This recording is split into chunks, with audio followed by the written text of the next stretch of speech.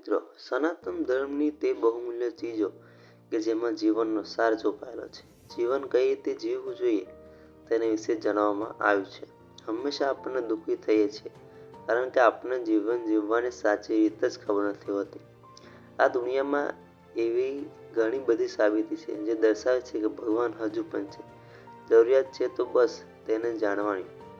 આજે અમે તમને એવી સાબિતી આપીશું જેને તમે નકારી શકશો નહીં. પહેલી, ગંગાજળમાં ક્યારેય કીડા પડતા નથી. જો કે અન્ય જળને 4 દિવસ પણ કોઈ બોટલમાં રાખો તો તેમાંથી દુર્ગંધ આવે છે. એટલા માટે જ ગંગાને માતા કહેવાય છે. અમરનાથમાં શિવલિંગનું નિર્માણ પોતાની જાતે જ થઈ જાય છે. 3. પુરી શહેરની મંદિરની ધજા ઊંધી એટલે કે હવાની વિપરીત દિશામાં ફરકે છે.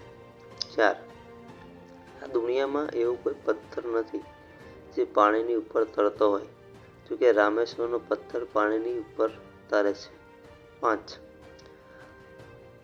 તનોટ માતાજીના મંદિરમાં ભલે ગમે તેટલા પણ બોમ્બ ફેંકવામાં આવે પરંતુ આ મંદિરને કોઈ પણ પ્રકારની હાનિ પહોંચતી નથી. 6.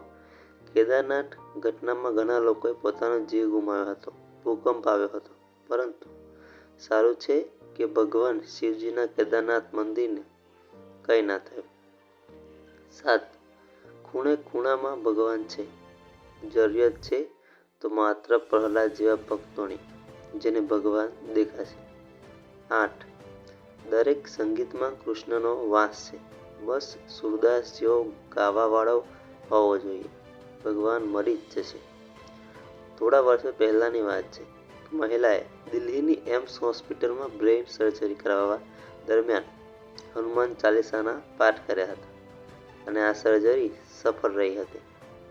વધારે કંઈ કહીશ નહીં, પરંતુ જીવનમાં જ્યારે પણ કોઈ સારું કામ કરો તો કોઈ ગરીબની મદદ જરૂર કરજો. બાદમાં જુઓ તમારા મનને કેટલી શાંતિ મળે છે.